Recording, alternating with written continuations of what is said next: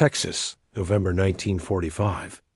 Rain drummed on the tin roof of the women's barracks at Camp Swift, turning red dirt to mud, and the November evening to something that felt like the end of the world. Sergeant William Hayes stood outside the administrative building, watching a German woman approach through the downpour. She was maybe 30, thin as wire, her prisoner uniform soaked through. Her hands trembled as she stopped 3 feet away, water streaming down her face. When she spoke, her voice was barely audible over the rain. "American, sir. I need to ask you something impossible. The Red Cross was coming tomorrow to verify married prisoners." She had written that she was married to protect herself from something worse. Now that lie was about to be exposed, and exposure might mean transfer to a different kind of facility entirely. Sergeant William Hayes had been at Camp Swift for 8 months, serving as administrative liaison between Camp Command and the Red Cross inspection teams that periodically verified prisoner treatment according to Geneva Convention standards. He was 34, from Ohio, a career Army man who thought his war would be fought overseas. Instead, he'd been assigned stateside duty after a training accident left him with a permanent limp enough to keep him out of combat, not enough to discharge him. He'd learned German through necessity and patience, picking up vocabulary from prisoners, studying at night until he could conduct basic conversations without interpreters. This skill made him valuable for administrative work, for managing the complex paperwork that prisoner operations required. The woman standing before him in the rain was named Greta Richter. He knew her file. Everyone in camp administration knew the files of the female prisoners, which numbered fewer than 40 compared to the thousands of male prisoners at the facility. She was 31, from Hamburg, captured in France, where she'd worked as a communications specialist attached to Wehrmacht units. Her file noted she was married, husband's status unknown, likely deceased. This designation was important. Married women prisoners received certain protections, certain considerations that single women did not. The distinction wasn't official policy, but it was understood practice, rooted in the assumption that married women were less vulnerable, less likely to face unwanted attention from guards or male prisoners. "Come inside," Hayes said in German, gesturing toward the administrative building. "You're soaked through." She followed him into the office, where a coal stove provided warmth against November's unusual cold. Hayes handed her a towel, gestured to a chair near the stove. She sat but didn't relax, her posture rigid with fear or determination or both. "Coffee?" Hayes asked, already pouring from the pot that stayed permanently hot on the stove's surface. "Thank you," she said quietly, accepting the cup with both hands, absorbing its warmth. Hayes sat across from her, maintaining professional distance, waiting for her to explain why she sought him out on a night when most prisoners were in their barracks, trying to stay warm and dry. "The Red Cross comes tomorrow," Greta began, speaking German slowly, carefully. "They will verify records. They will interview prisoners to ensure treatment is proper." Hayes nodded. He knew this. It was his job to coordinate such inspections, to ensure camp administration could demonstrate compliance with international agreements. "In my file, it says I am married," Greta continued. Her hands tightened around the coffee cup. "This is not entirely true." Hayes kept his expression neutral. "Go on." "I was engaged, before the war, to a man named Peter Hoffmann. We planned to marry in 1940, but then war came and he was conscripted. We wrote letters, made plans for after the war." She paused, staring into the coffee cup like it held answers to questions she couldn't articulate. "In 1943, the letters stopped. I received official notification that he was missing, presumed lost on the Eastern Front." "I'm sorry," Hayes said, meaning it. "When I was captured, when they processed me as prisoner, they asked about family, about my status. I said I was married." She looked up at Hayes, her eyes carrying weight that made her seem older than 31. "I said this because I was afraid. Single women captured by enemy forces. The stories we heard. I thought claiming marriage would protect me. Hayes understood without her having to explain further. The war had been full of stories, some true, some exaggerated, all terrifying about what happened to women in occupied territories, in prisoner situations, in circumstances where power imbalances made protection uncertain. And has it? He asked. Protected you? Yes, here, yes. Americans have been ...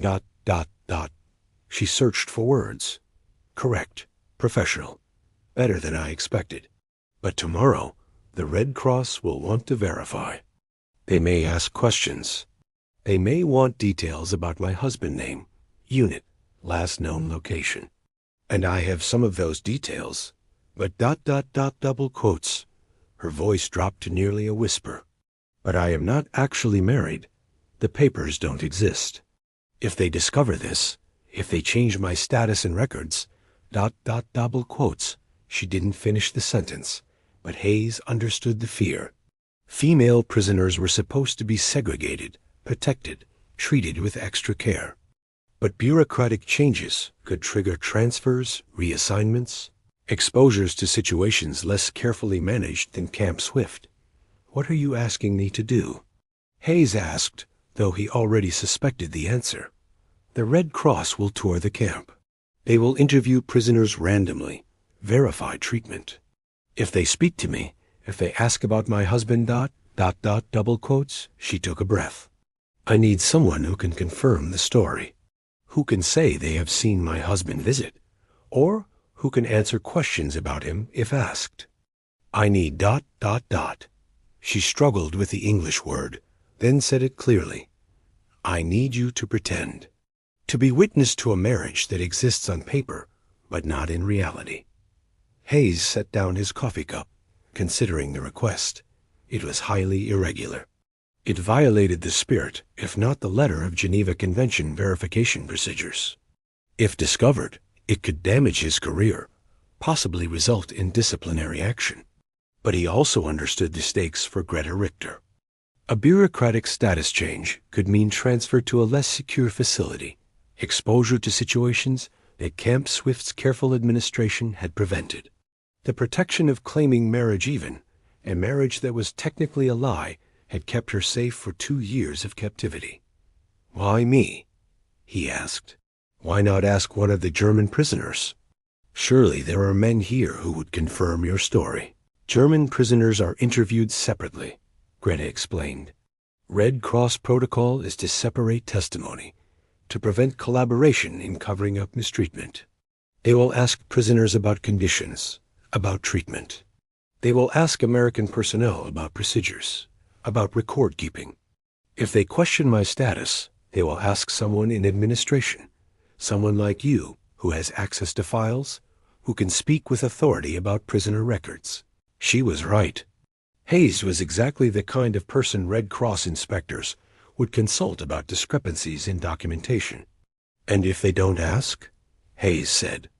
If your status isn't questioned, then nothing changes, and I have wasted your time with my fear.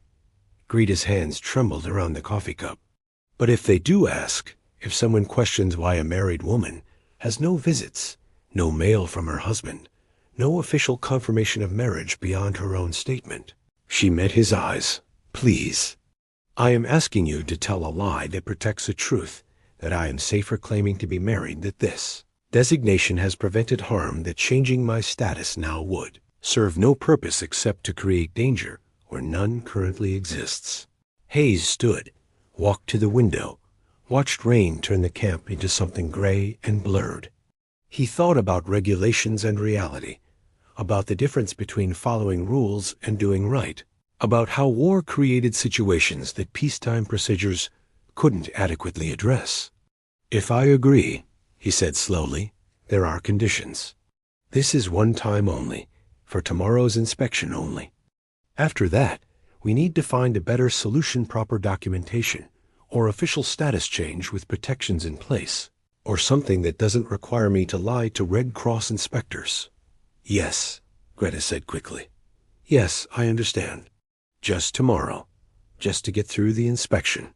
After that, I will accept whatever you advise." Hayes turned from the window. "And if they ask detailed questions about your husband's unit, his capture, his status, you'll need to brief me. The lie needs to be consistent. His name was Peter Hoffmann, 3rd Panzer Division, Eastern Front. Missing since December 1943, near Zhytomyr. We were engaged in Hamburg, planned to marry in spring 1940. She recited these facts like prayer, like words worn smooth through repetition. I have kept his letters. I can show them to you, so you understand who he was. So the lie has ... texture. Tomorrow morning, Hayes said, come to the administration building at 0700 hours. Bring the letters. We'll go through details, make sure our stories align. The inspection starts at 0900. Greta stood, setting down her coffee cup. Thank you, she said, and the words carried weight beyond simple gratitude. You don't know what this means. What safety means to a woman in my situation. I have some idea, Hayes replied. And Miss Richter? Tomorrow, try to stay calm. The Red Cross inspectors are thorough, but not cruel. They want to verify proper treatment, not expose prisoners to harm. After she left, Hayes sat in the warm office, listening to Rain, and wondering if he'd just made the right decision or a catastrophic mistake. He'd agreed to lie to protect someone, which was either profound compassion or serious misconduct, depending on which lens you applied. He pulled Greta Richter's file, reading through details he already knew. Communications specialist. Captured near Cherbourg in August 1944. Processed through several facilities before arriving at Camp Swift in February 1945. Status: married. No disciplinary issues. Model prisoner who worked in camp administration, translating documents, assisting with German-English correspondence. The file was thin, bureaucratic, revealing nothing about the person behind the paperwork. Just facts and classifications, the bare minimum required to track a human being through the machinery of war. Hayes made a note in his personal log. Consulted with prisoner Richter WWII. Inspection procedures.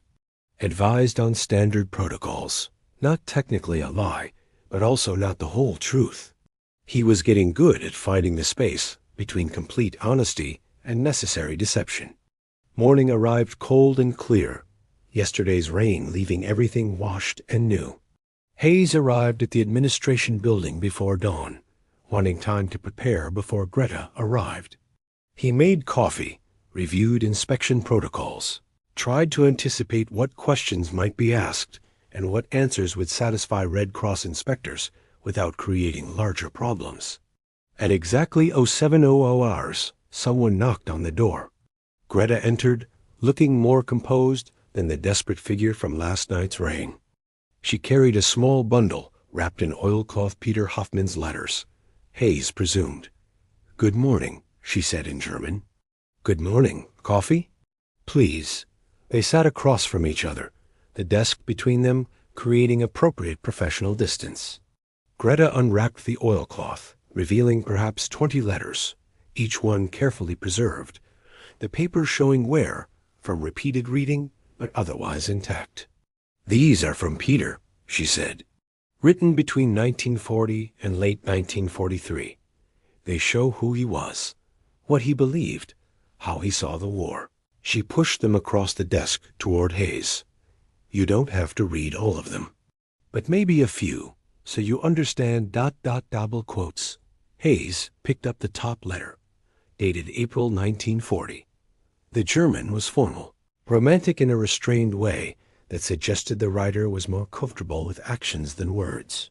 Peter wrote about spring coming to his training camp, about missing Hamburg, about wanting the war to end quickly so they could finally marry and start the life they planned. Hayes read 3 more letters, tracking Peter Hoffmann's evolution from hopeful recruit to experienced soldier to someone who'd seen too much and was struggling to maintain faith that any of it meant anything. The final letter, December 1943, was brief and haunted. The cold here is beyond description. Men are dying not from battle, but from simply being outside. I wonder if anyone back home understands what we're enduring, or if the propaganda shows something entirely different. I miss you. I miss the person I was when I last saw you. I'm not sure that person still exists. He sounds like a good man, Hayes said, setting down the letters. He was. Rita's voice was soft. He didn't believe in the regime's ideology. He joined because conscription left no choice. He fought because desertion meant punishment for his family. He died because ... She gestured helplessly. Because that's what happened to so many. Hayes memorized key details from the letters. The 3rd Panzer Division, the Eastern Front, the timeline that ended in December 1943. He noted Peter's hometown, his parents' names, the small details that would make the lie more convincing if questioned closely. Okay, Hayes said finally. Here's what we'll do. If the Red Cross asks about your status, I'll confirm that records indicate you're married, that you've maintained this designation since arrival, that there have been no issues or concerns with your conduct. If they ask why there have been no visits from your husband, I'll explain that he's listed as missing on the Eastern Front, presumed lost, that mail service from that front was disrupted long before your capture. And if they ask how you know this? Greta asked. I'll say it's in your file, that we maintain thorough records of all prisoner personal situations, that this information was provided during initial processing and hasn't changed. Hayes paused. The key is to be factual about what we do know and vague about what we do ain't. Missing soldiers are common. Communication disruptions are understood. The story is sad, but unfortunately typical. Greta nodded, absorbing this. And if they want to speak with me directly, then you tell the truth about Peter, who he was, when you last heard from him, what you know about his disappearance. The only lie is claiming the marriage was official rather than planned. Everything else is real. It feels like building a house from half-truths, Greta observed. That's what survival often requires in circumstances like these, Hayes replied. The truth is that you're safer with married status, that changing it now would serve no legitimate purpose, that the designation has prevented problems rather than caused them. Everything else is just administrative detail. They went through potential questions for another hour, until Hayes was confident he could answer consistently, and Greta was confident she could maintain her composure under questioning. The inspection was scheduled to begin at 0900 with a tour of facilities, followed by random prisoner interviews, concluding with a review of records and documentation. Try to work in a visible area during the inspection, Hayes advised. The administrative office, where you normally translate documents. Be busy, be professional, be unremarkable. The less attention you draw, the less likely you'll be selected for detailed questioning. And if I am selected, then you answer honestly about treatment, about conditions, about how you've been managed as a prisoner. The only thing you're protecting is the technical status of your marriage. Everything else is exactly as documented. Greta gathered the letters, wrapped them carefully in oilcloth. I should return these to my barracks before inspection begins. Yes. Hayes stood, extending his hand across the desk. Miss Richter, I'm helping you because I believe the designation has served a legitimate protective purpose.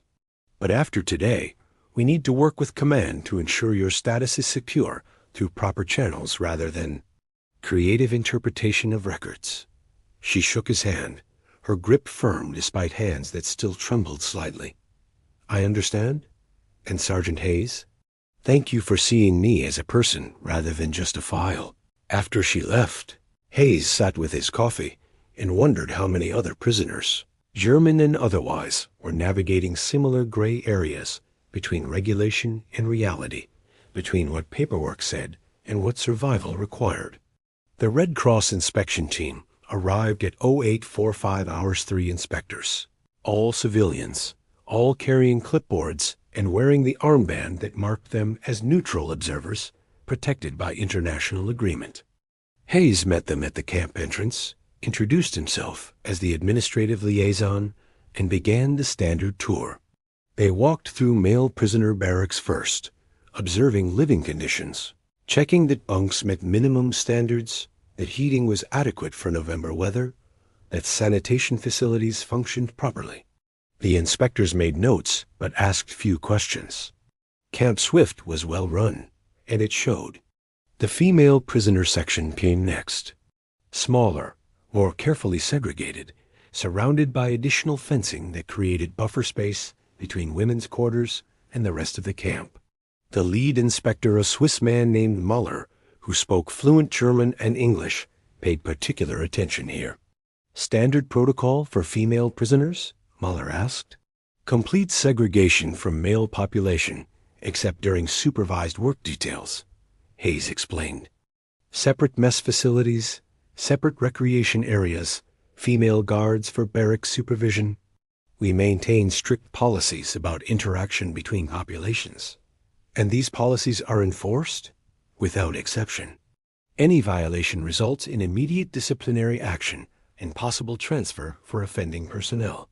They entered the women's barracks empty at this hour, prisoners already at work assignments. The bunks were neat, personal items minimal but present, everything clean and organized. One inspector checked the heating system. Another examined the sanitation facilities. Muller reviewed the duty roster posted near the door. 28 women currently housed here, Muller noted. Mix of military and civilian support personnel captured in France and Germany during final operations. That's correct, Hayes confirmed. And their work assignments? Kitchen duty, laundry, administration, light farm work. Nothing that would constitute excessive labor or violation of Geneva standards. The administrative building was next.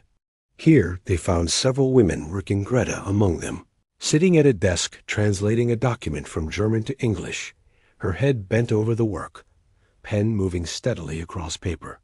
She glanced up as the inspection team entered, made brief eye contact with Hayes, then returned to her work with convincing focus.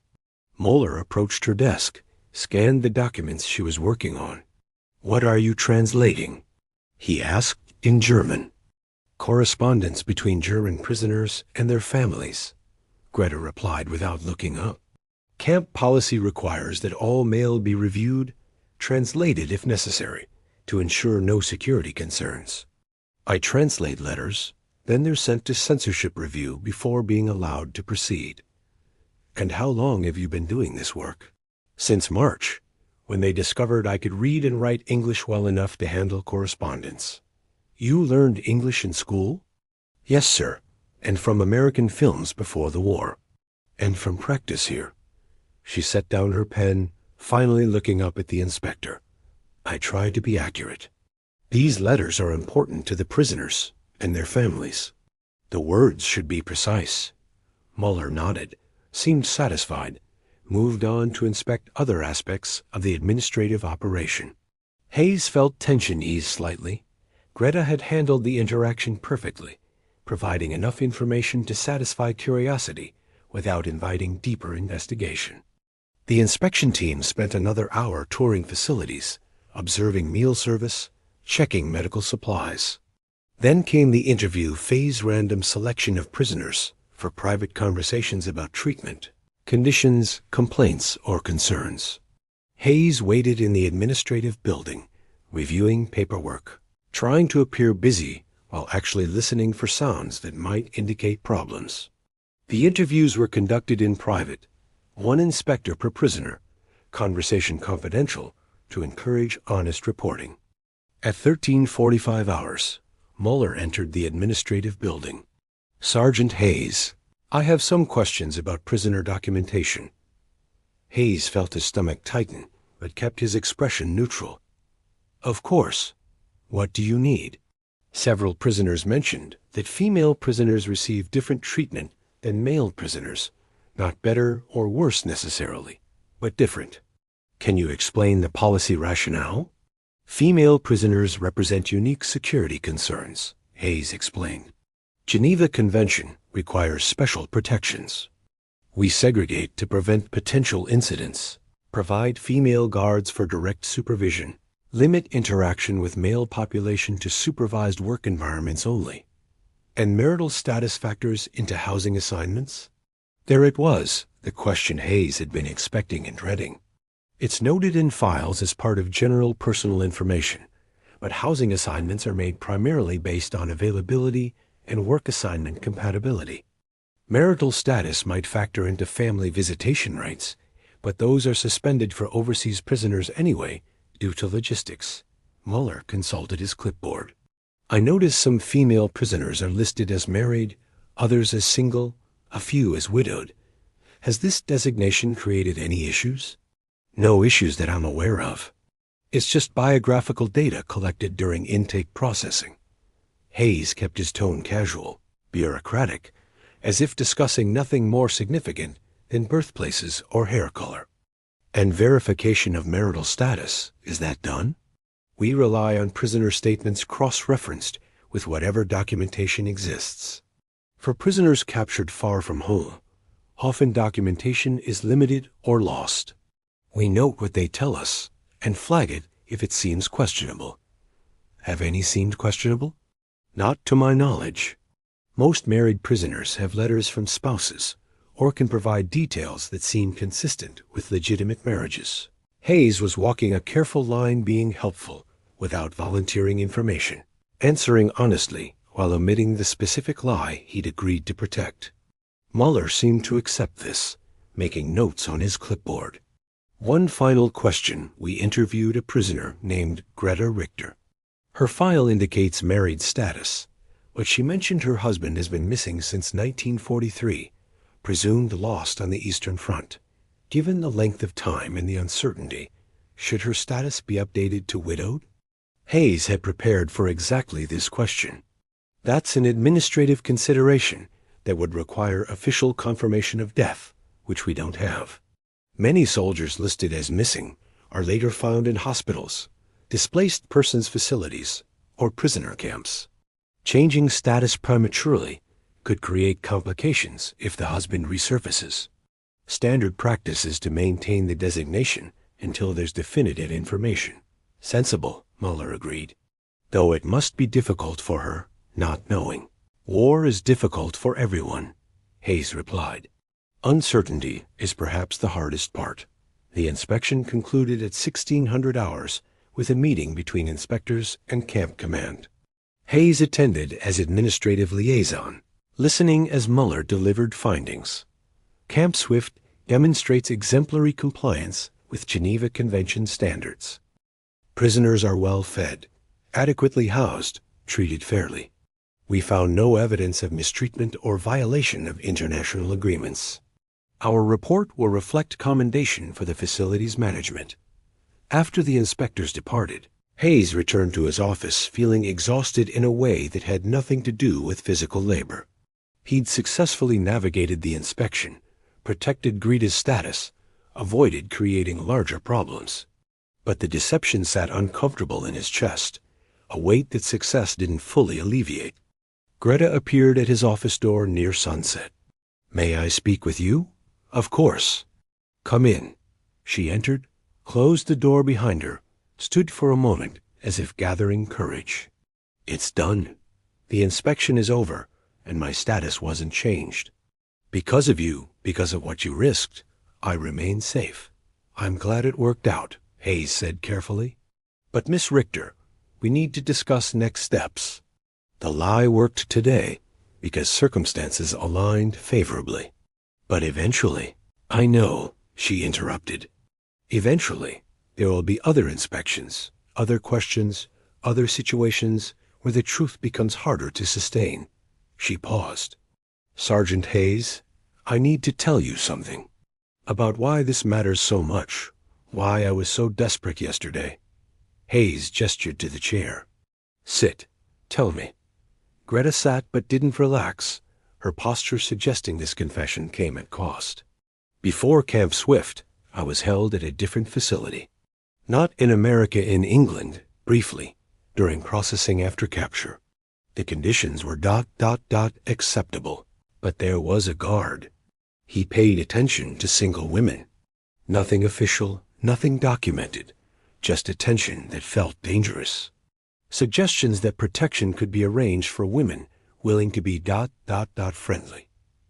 Hayes felt cold despite the office's warmth. I claimed I was married, Greta continued.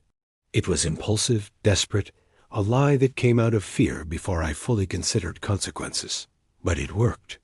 The guard lost interest, moved his attention elsewhere.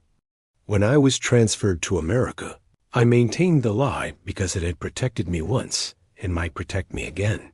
Did this guard double keys couldn't finish the question? No. The lie worked before anything happened. But other women She looked down at her hands. Not all women were clever enough or fast enough with their lies. War creates situations where power is currency and protection must be purchased somehow. Hayes understood now why this mattered so much, why yesterday's desperate request carried such weight. This wasn't just about bureaucratic convenience. It was about survival in circumstances where women were vulnerable and protection was uncertain. "Thank you for telling me," he said quietly. "And Miss Richter, I promise you, while you're at Camp Swift, you don't need false marriages to be safe. The command here takes Geneva protection seriously. Female prisoners are genuinely segregated, genuinely protected." "I know," Greta said. "I've seen it. For 9 months, I've watched how this camp operates, how guards behave, how command enforces standards. It's different here, better." She met his eyes. "But habits of survival are hard to break. And the world after the war She gestured helplessly. "Who knows what that will look like? What protections will exist? What dangers women like me will face during repatriation?" Hayes had no answer for that. The post-war world was uncertain, especially for German women who'd served in military capacities. Repatriation would bring them back to a destroyed nation, to circumstances where normal social structures had collapsed, where desperation might create new dangers. "What do you need?" he asked finally. "Advice. Honest advice about what happens next.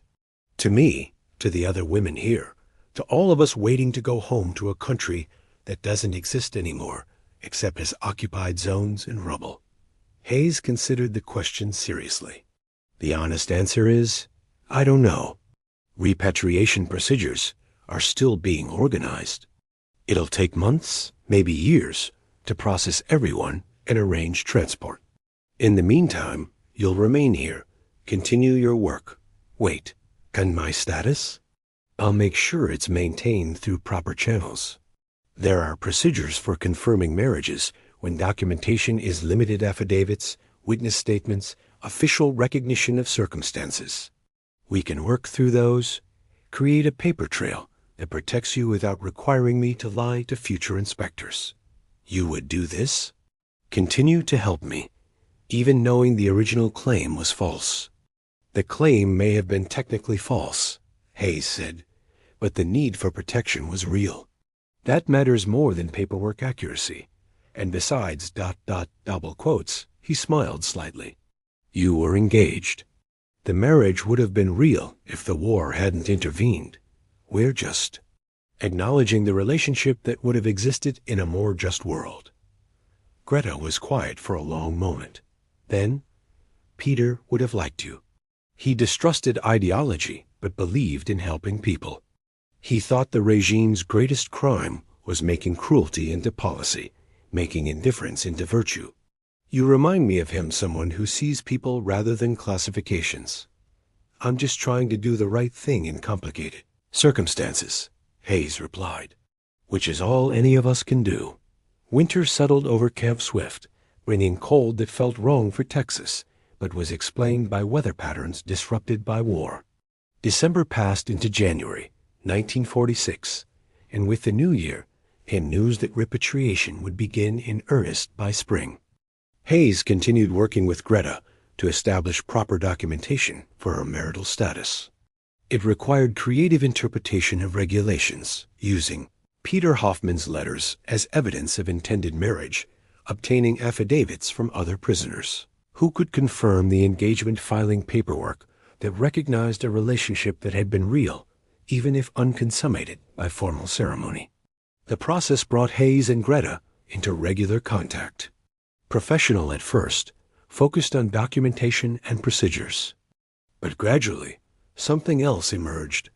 A friendship built on mutual respect, on shared understanding of what it meant to navigate impossible situations with limited options. Greta told him about Hamburg, before the war a beautiful port city, cosmopolitan and cultured, full of music and commerce and life. She told him about her family, about parents who'd opposed the regime quietly and suffered for it, about a younger brother who disappeared after making a careless joke about the leadership, never heard from again. Hayes told her about Ohio, about growing up during the Depression, about choosing military service when civilian jobs were scarce, about the training accident that had ended his combat aspirations but opened administrative opportunities.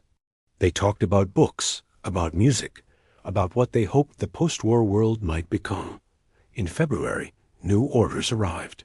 Female prisoners at Camp Swift would be processed for repatriation in March, transported to New York, then shipped to Europe, and distributed to their zones of origin based on capture location and home residence.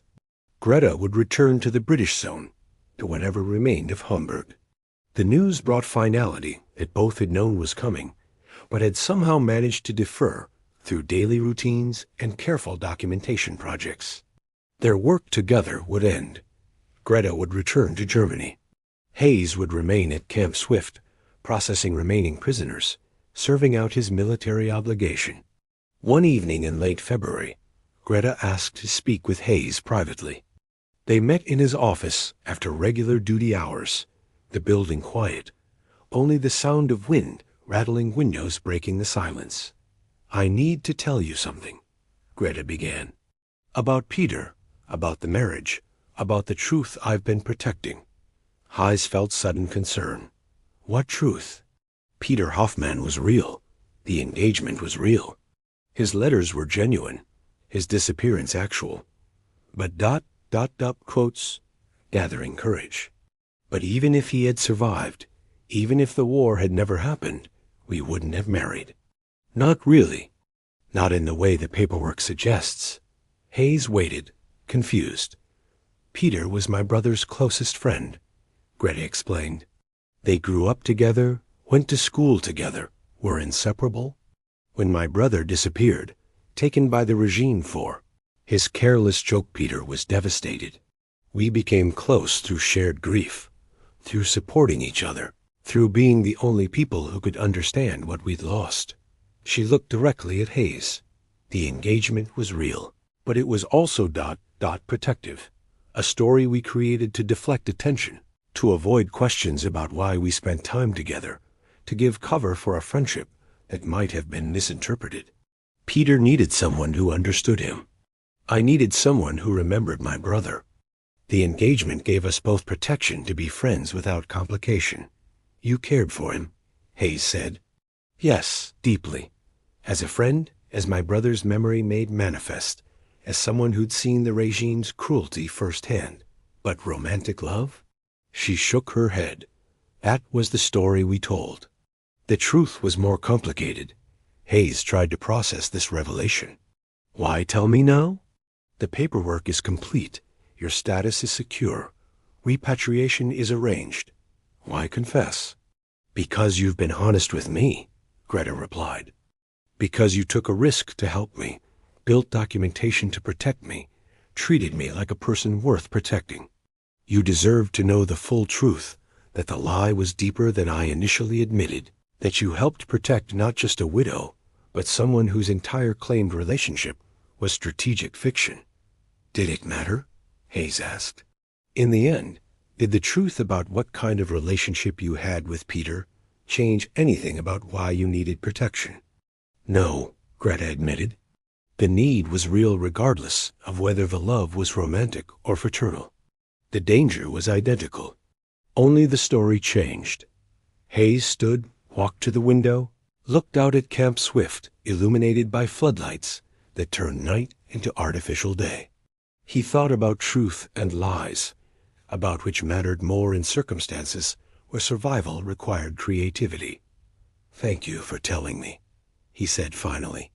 "And Miss Richter Greta, it doesn't change anything. You needed protection. I helped provide it. The outcome served justice, even if it required bending rules." "That's enough." Greta joined him at the window. "What happens to people like us?" she asked quietly. "After the war, people who learned to lie for survival, who bent truths to serve larger needs, who became comfortable in the gray spaces between right and wrong." "We try to be better," Hayes said. "We try to build a world where such lies become unnecessary, where women don't need false marriages to be safe, where prisoners are protected by policy rather than creative paperwork, where survival doesn't require abandoning honesty. Do you think that world is possible?" "I think we have to believe it's possible. Otherwise, what did we survive for?"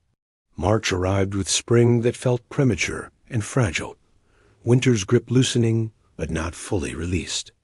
The repatriation orders were finalized. Female prisoners would depart Camp Swift on March 15th, transport to New York by train, then transatlantic voyage to Bremerhaven. The final days were busy with processing, paperwork, preparation. Hayes worked long hours ensuring every prisoner had proper documentation, that nothing would delay their departure or create complications during the journey. Greta continued her translation work until the last possible day, maintaining routine as if normalcy could defer the inevitable. She'd formed friendships with other female prisoners, women who'd shared the strange limbo of captivity, who'd built temporary community in extraordinary circumstances. On March 14th, the evening before departure, Greta found Hayes in the administrative building. The office was cluttered with completed paperwork, the detritus of bureaucratic process. "I brought you something," she said, holding out a small package wrapped in plain paper. Hayes opened it carefully. Inside was one of Peter Hoffman's letters, not the desperate final message from December 1943, but an earlier one from summer 1940, when hope still seemed possible and the war felt like an adventure that would end quickly. "Why this one?" Hayes asked. "Because it shows who Peter was before the war destroyed him, before he became the haunted person in those final letters. I want you to remember him that way, young, hopeful, believing in a future worth fighting for." She paused. "And I want you to understand why I protected his memory. Not because we were lovers, but because he deserved to be remembered as more than another casualty, more than a name in a missing persons report." Hayes read the letter. Peter wrote about summer evenings in Hamburg, about music floating from open windows, about believing that despite the war, despite everything, human goodness would ultimately prevail. The words carried innocence that future letters would lose, but also a fundamental decency that survival couldn't fully extinguish. "I'll keep this," Hayes said. "Thank you. Thank you," Greta replied, "for everything. For the lie that became truth, for the protection that became friendship, for seeing me as a person rather than a problem to be managed." They stood in uncomfortable silence, both aware this was farewell, neither knowing how to navigate goodbye after months of careful professional distance maintained despite growing friendship. "What will you do?" Hayes asked. "In Hamburg, when you return. Rebuild, however that's possible. Find what remains of my family. Look for work, for housing, for some way to start again." She smiled without humor. "Germany is ruins now, but ruins can be cleared, and people are resourceful when survival requires it. And your status? The marriage documentation? I'll maintain it for now. Widowhood provides some protection in uncertain times. Eventually, when things stabilize, I can quietly let it fade. Become just Greta Richter again, no longer hiding behind Peter Hoffman's ghost." "He'd be proud of you," Hayes said. "Using his memory to survive. Building documentation that honored him while protecting yourself. Finding a way through impossible circumstances." "I hope so." Rita's voice was soft. "I hope somewhere, Somehow, he knows his death wasn't completely meaningless, that his name helped save someone. The next morning, Hayes stood with other camp personnel as female prisoners were loaded onto trucks for transport to the train station. They looked small, vulnerable, carrying their few possessions in simple bags, facing uncertain futures in a destroyed homeland. Greta was last aboard. She paused at the truck's tailgate, looked back at Camp Swift, at the buildings where she'd spent 9 months of captivity that had been gentler than freedom in wartime Germany. Her eyes found Hayes in the crowd of personnel. She nodded once, a gesture that carried more weight than words could manage. Then she climbed into the truck, disappeared among other women, and was gone. 18 months later, autumn 1947, Hayes was still at Camp Swift, which had transitioned from prisoner facility to processing center for displaced persons seeking immigration to America. The war was over. The prisoners were repatriated, but the aftermath was proving just as complicated as the conflict. A letter arrived, forwarded through military channels, postmarked Hamburg. Hayes recognized the handwriting immediately. Dear Sergeant Hayes, I hope this letter finds you well. I'm writing from Hamburg, or what remains of it. The city is rubble with occasional buildings, but people are rebuilding. Slowly, painfully, but rebuilding nonetheless. I wanted to tell you what happened after repatriation. We arrived in Bremerhaven in April 1946. The British processed us through displaced persons procedures, verified our identities, assigned us to appropriate zones based on our home residences. I returned to Hamburg in May. My parents' house was gone, completely destroyed in the bombing. But I found distant relatives who'd survived, who took me in. I found work with the Occupation Administration, translating documents, using my English skills learned from American films and practiced at Camp Swift. I also found something unexpected. In July 1946, a man arrived at the displaced persons office where I worked. He was thin, damaged, walking with a cane. But his face was familiar from old photographs, from memories half forgotten. It was Peter Hoffmann. He'd survived. Captured by Soviets in December 1943, held in a camp in Siberia, presumed dead, but actually just lost in the chaos of millions of prisoners. When the war ended, repatriation took over a year. He finally made it back to Germany in summer 1946, looking for any surviving family or friends. When I told him about the documentation, about claiming to be married to protect myself during captivity, he laughed. It was the first time I'd heard him laugh since before the war. He said the regime had taken everything from him, his youth, his health, his innocence, but at least his name had served one useful purpose. We didn't marry. We remained friends, as we always were, bound by shared loss and shared survival. He's rebuilding his life. I'm rebuilding mine. And occasionally, we have coffee and remember my brother and all the others who didn't come home. But I wanted you to know, the lie you helped protect became true in an unexpected way. I had claimed to be married to Peter Hoffmann to survive, and that claim helped me survive long enough for Peter Hoffmann to actually survive as well. The paperwork you created exists now as historical record that we were connected, that his name protected me, that even in war's cruelty, some forms of protection endured. Thank you for your kindness. Thank you for seeing a desperate woman seeking survival and choosing to help despite the risk. Thank you for understanding that sometimes lies serve truth better than brutal honesty ever could. I hope the post-war years are treating you well. I hope America has returned to peace with the same grace maintained during war.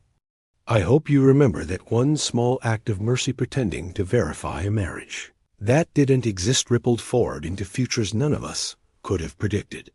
With deep gratitude and enduring friendship, Greta Richter Hayes read the letter 3 times, each reading revealing new layers of meaning. The lie had become truth, but not in any way he could have anticipated. Peter Hoffmann had survived, had found Greta, had learned how his name had protected her. The false documentation now stood as accurate historical record of a connection that had been real, even when the marriage was fictional. He filed the letter carefully in his personal papers, alongside the letter from Peter that Greta had given him. Together they told a story about survival, about the lies people told to protect themselves, about how war created situations where creative interpretations of truth became necessary for mere existence. Hayes was discharged from military service in December 1947, returning to Ohio with a limp that had never fully healed and memories that would never fade. He went back to school on the GI Bill, studied public administration, eventually found work in veteran services, helping former soldiers navigate benefits and paperwork. The work suited him. It required understanding of regulations combined with flexibility about interpretation, a willingness to advocate for people trying to navigate systems that weren't designed for their specific circumstances. He became known as someone who found solutions, who could work within rules while still serving people rather than just process. He married in 1950 a woman named Ellen, who worked as a teacher, who asked good questions and listened to complicated answers, who understood that war had changed him in ways that peacetime couldn't fully heal. They had 2 children, built a life that was ordinary in the best sense, quiet and productive and kind. But he never forgot Greta Richter, never forgot the desperate woman in the rain asking him to pretend, to lie, to bend rules in service of survival. Never forgot the choice he'd made to help rather than refuse, to see a person rather than just a prisoner, to prioritize human need over procedural correctness. Years later, when his daughter asked him about the war, about what he'd done, about whether he'd been a hero, Hayes told her the truth. I was an administrator. I processed paperwork, coordinated inspections, helped run a prisoner camp. Nothing heroic about that. But you must have helped people, his daughter pressed. She was 16, idealistic, wanting her father's war to mean something. I helped one person once, Hayes admitted, a German prisoner who needed protection. She asked me to lie, and I did. Was that wrong? Hayes considered the question. By the rules, yes. By any standard of honesty and proper procedure, yes. But by the measure of human decency, by the question of whether someone in my position should help someone in danger, ... double quotes. He paused. I still believe I did the right thing. What happened to her? She survived, went home, rebuilt her life. Wrote to me once to say thank you, to tell me the lie had served its purpose. He smiled slightly. Sometimes doing right requires bending rules. The trick is knowing when to bend and when to break. Germany, 1975. Hayes was 57 years old, traveling with Ellen on a European vacation that represented both delayed honeymoon and cultural education. They'd visited London, Paris, and were now in Hamburg, where Hayes had quietly arranged a meeting he'd been planning for years. The cafe was in the rebuilt city center, modern buildings standing where ruins had been 3 decades earlier. Hamburg had recovered, become prosperous again, though shadows of its wartime destruction lingered in empty lots and memorial plaques. Greta arrived precisely on time, 61 years old now, gray-haired but still recognizable.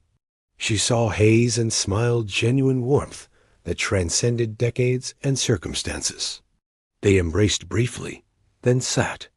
Ellen joined them, interested to meet the woman from her husband's stories, the prisoner who'd asked him to lie, whose survival had required creative interpretation of truth. You look well, Greta said in English that remained fluent. Civilian life agrees with you. And you, Hayes replied. Hamburg has recovered impressively. We're Germans, Greta said with slight irony. We're good at rebuilding. It's what we've done repeatedly throughout history: destroy everything, then rebuild, promising never to destroy again. They ordered coffee, caught up on 3 decades of life. Greta had remained single, devoted herself to translation work and refugee support services. She'd helped other women navigate post-war bureaucracy, using her own experience with creative documentation to help others establish identities, secure benefits, start over. Peter? Hayes asked. Passed away in 1968. Heart attack. The war had damaged him more than was visible Soviet captivity, malnutrition, a psychological trauma. He survived 14 years beyond what should have been possible. But survival has costs. She smiled sadly. I was with him at the end. He asked me to thank you, if I ever saw you again, for protecting him even after death, for making his name matter when the regime had tried to make him meaningless. Ellen listened to this exchange, understanding now why her husband had carried this story for 3 decades, why one act of administrative creativity had mattered so much. Did you ever tell anyone? Greta asked. About what you did? About the lie? My wife, Hayes said, glancing at Ellen. And years later, my daughter, when she asked if I'd done anything meaningful during the war. And did they understand? They understood that sometimes following rules isn't the same as doing right. That war creates situations where perfect honesty becomes impossible luxury, where survival requires flexibility about truth. Greta was quiet for a moment. I've thought about that day often. November 1945, standing in the rain, asking an enemy soldier to help me lie. The desperation that drove me to that request, the courage it took you to agree. How one small act of mercy rippled forward through decades. It wasn't courage, Hayes said. It was just ... Seeing you as a person rather than a problem. Understanding that your need for protection was real, even if the marriage was fictional. You could have refused. Should have refused by any official standard. But by human standards, I couldn't refuse. Not and live with myself afterward. They talked until the cafe closed, sharing stories, filling in gaps from letters that had been occasional rather than regular. When they finally parted Greta to her apartment, Hayes and Ellen to their hotel, the farewell carried a sense of completion rather than ending. Walking back through Hamburg's rebuilt streets, Ellen asked her husband, "Do you regret it? The lie?" "No," Hayes said immediately. "I regret that circumstances made such a lie necessary. I regret that women needed false marriages to be safe. That survival required creative paperwork, that war created situations where truth became negotiable. But the choice itself, to help someone in desperate need, that I've never regretted, even though it violated regulations, especially because it violated regulations. Because regulations aren't handed down by God, they're written by people, implemented by people, and sometimes they need to be bent by people who understand that the goal is justice, not just compliance." Ellen took his hand. "I'm proud of you for seeing past rules to people, for risking consequences to do right. I'm proud I married someone who understands that," Hayes replied. That night, in their hotel room, Hayes wrote a final entry in the journal he'd kept since the war. It was simple, summarizing 30 years of reflection on one November evening when a desperate woman had asked him to lie. "We are judged not by the rules we follow, but by the mercy we show when rules conflict with conscience." November 1945. I chose mercy over regulation. I would make the same choice again, every time. The story of Greta Richter and William Hayes represents thousands of similar stories from the war moments when individuals made choices that violated rules but served deeper justice, when survival required creativity about truth, when mercy trumped bureaucratic correctness. The war ended with victory and defeat, with treaties and tribunals, with grand gestures and formal ceremonies. But it also ended with small acts of kindness between enemies, with lies told in service of survival, with documents created to protect rather than merely record. Greta's false marriage became a true connection, not to the romantic love that paperwork suggested, but to a friendship forged in shared grief contested by war. The lie served truth in ways no honest statement could have, protecting her through captivity and into the uncertain post-war years when protection remained necessary. Hayes' decision to help her violated regulations, but honored the deeper principle that bureaucracy should serve people rather than the reverse. He risked his career and reputation to ensure one woman remained safe, and that choice rippled forward through decades, influencing how he treated others, how he understood justice, how he navigated the perpetual tension between rules and human need. This is how war truly ends, not just with surrenders and repatriations, but with individual choices to show mercy. Instead of cruelty, to prioritize human dignity over procedural correctness, to remember that regulations exist to serve people rather than to control them. A German woman stood in Texas rain and asked an American soldier to lie. He agreed. That simple choice, that small act of mercy, echoed across decades, demonstrating that sometimes the most moral action requires bending rules, that sometimes honesty means acknowledging the truth behind lies, that sometimes doing right means risking wrong. The war had many endings. One of them was this: an administrator who chose mercy over regulation, a prisoner who survived through creative truth, and a false marriage that protected real human dignity through circumstances where dignity was scarce and protection uncertain. 3 decades later, they met again in rebuilt Hamburg, surrounded by evidence that destruction can be overcome, that people rebuild, that small acts of kindness compound into something larger than any individual gesture. That's the real victory. That's what matters. That's what echoes when the battles are forgotten and the propaganda fades, and all that remains is the question: did we choose cruelty or compassion? Did we follow rules or serve people? Did we protect power or protect the vulnerable? William Hayes chose compassion. Greta Richter survived to rebuild. And together, they proved that even in war's cruelty, human decency could find space to flourish.